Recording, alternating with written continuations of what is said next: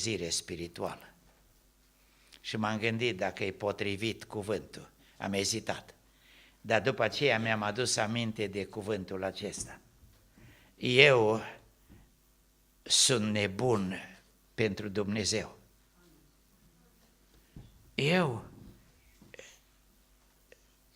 Mi-am ieșit din minți. Viața asta pe care o duc eu nu i-a ieșit din minți. Dar asta de fapt e înțelepciunea lui Dumnezeu.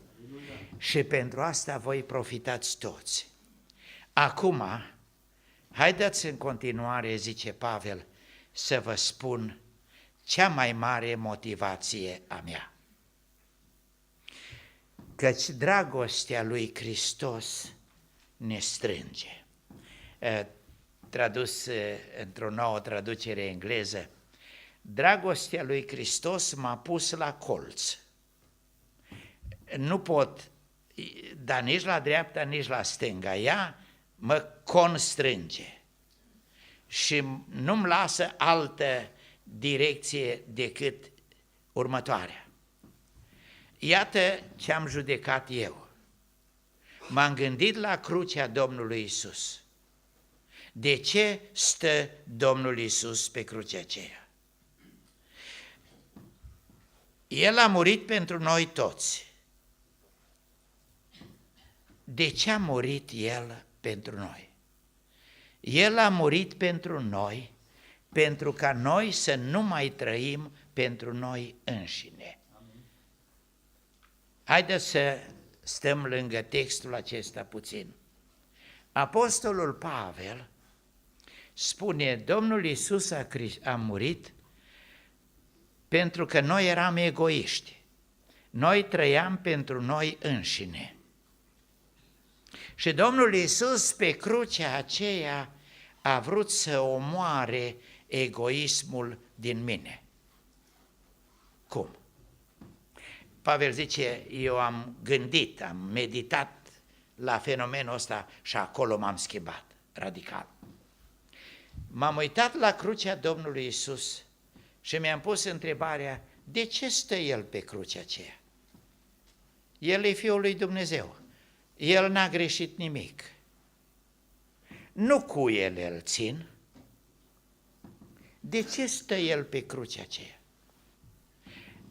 Când El a murit, n-a murit pentru sine, El a murit pentru noi, spune Pavel aici.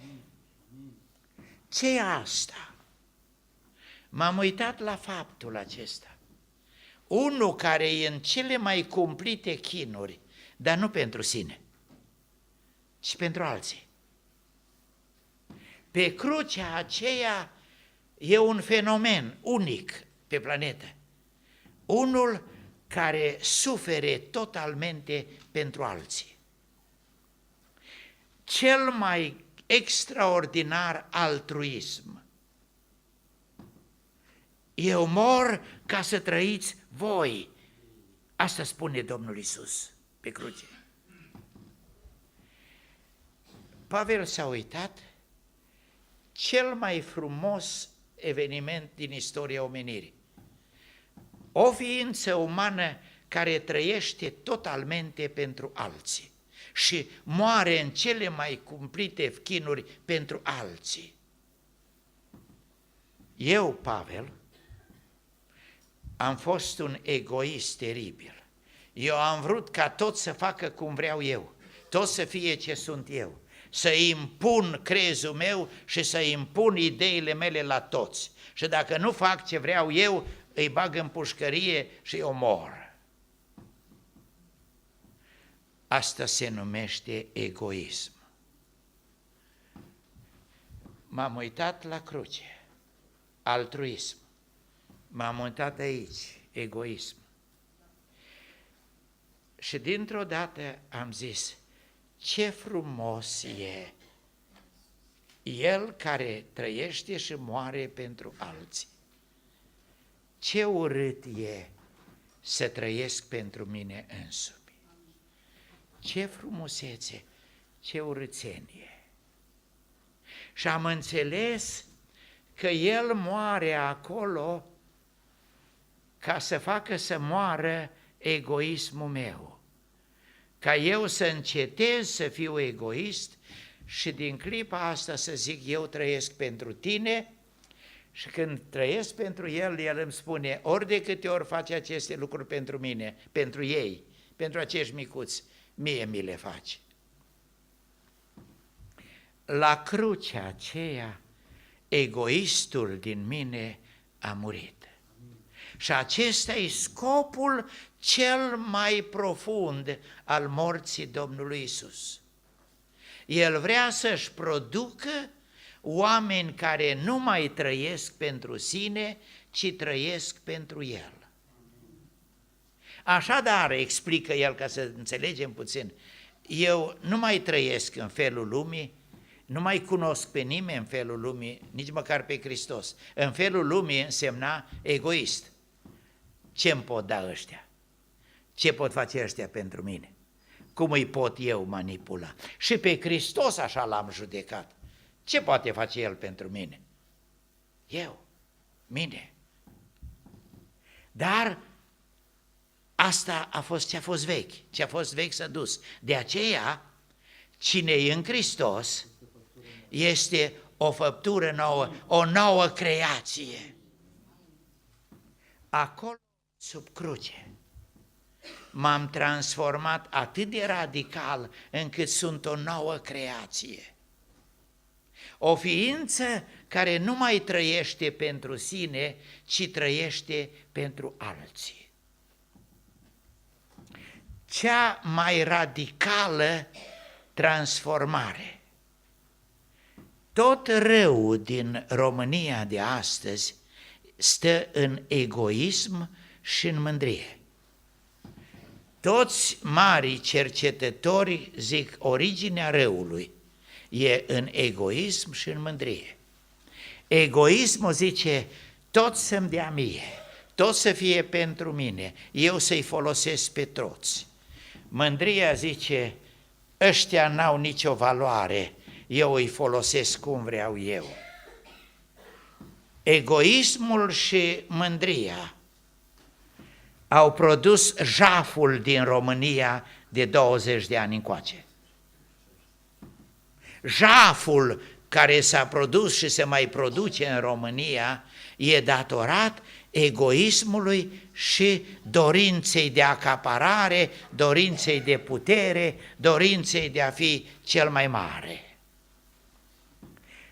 Aceasta e originea corupției. Când ai învățat de la cruce să nu mai trăiești pentru tine, te întorci și spui ca Pavel, eu am o comoară de dat, o comoară care o port într-un vas de lut, dar scopul meu e să dau comoara aceasta la toți, să vadă în Iisus slava lui Dumnezeu, să vadă frumusețea lui Dumnezeu, să înțeleagă că noi avem o casă în cer, că dacă trăim aici cu Dumnezeu și pentru Dumnezeu, viața aceea e ceva cum la mintea omului nu s-a suit. Omul n-a conceput lucrurile pe care le-a pregătit Dumnezeu pentru noi. Dacă acceptăm transformarea aceasta esențială din 2 Corinteni 5:15, El a murit pentru noi ca noi să nu mai trăim pentru noi înșine. El a murit ca să desființeze egoismul din noi. El a murit ca să ne recreeze, să ne facă ființe noi care trăim pentru alții. Ieșim din noi și ne dăruim altora. Ne cheltuim pentru alții, trăim nebuni pentru alții. Știind ce are Dumnezeu pentru noi acolo, știind ce se întâmplă dacă noi facem ce a făcut Apostolul Pavel. Moartea lucrează în mine ca să lucreze viața în voi. Am spus că sunt cele mai nobile cuvinte rostite vreodată. Și acestea se repetă în 2 Corinteni 5:15. nu mai trăim pentru noi, ci trăim pentru Hristos și trăim pentru cei din jurul nostru.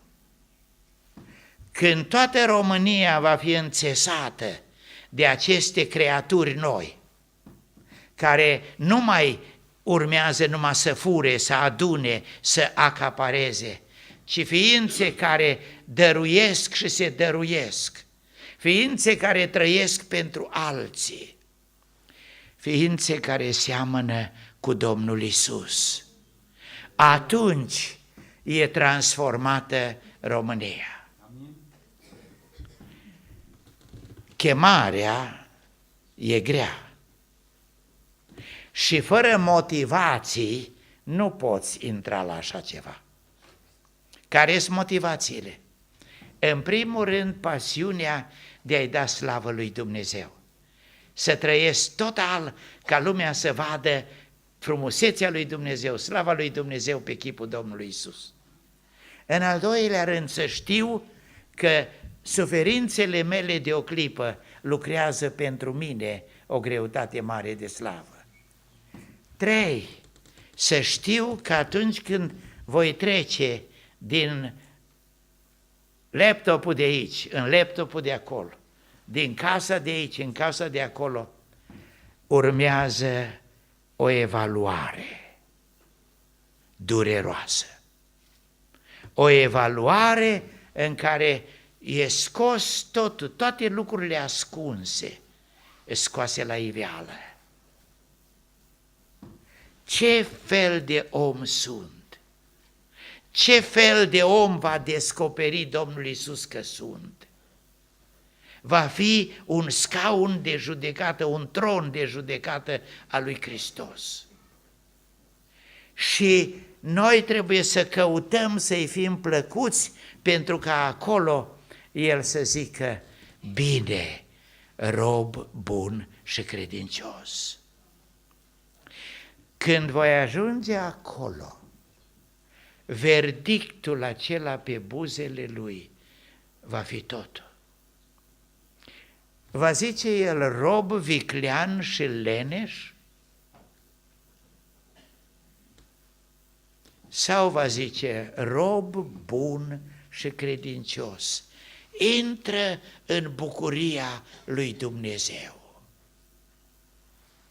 Motivația supremă însă e când îl cunoști pe Fiul lui Dumnezeu pe cruce. Fiul lui Dumnezeu care m-a iubit și s-a dat pe sine pentru mine. Acolo, sub cruce, îmi văd egoismul și urâțenia. Și acolo, înțelegând frumusețea jertfei Fiului lui Dumnezeu, zic: Doamne, vreau să fiu ca Tine. Mi-ai arătat frumusețea supremă, imprimă-o în mine. Vreau ca de azi înainte să nu mai fiu al meu, ci să fiu al Tău. Vreau ca de astăzi înainte să dispui Tu de viața aceasta. Și unde îmi spui Tu să mă duc, acolo mă duc. Ce îmi spui Tu să fac, aceea fac.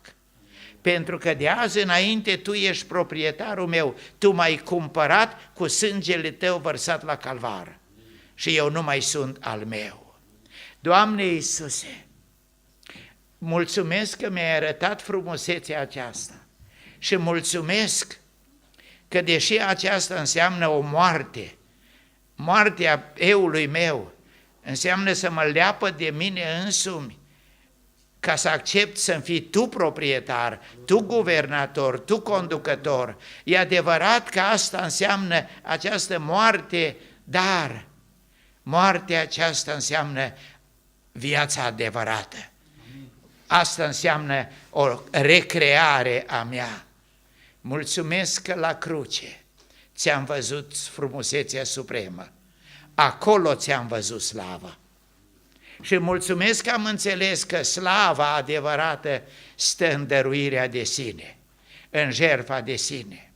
Și îți mulțumesc că văzând frumusețea Ta sunt fermecat de ea și spun: Doamne, frumusețea aceea imprim-o și în mine.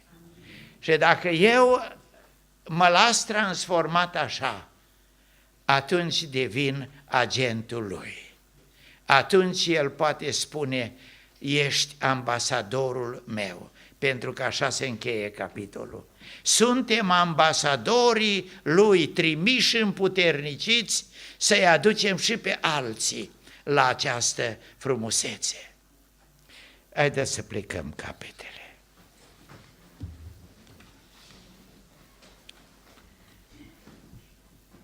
Ce frumos ești, Doamne!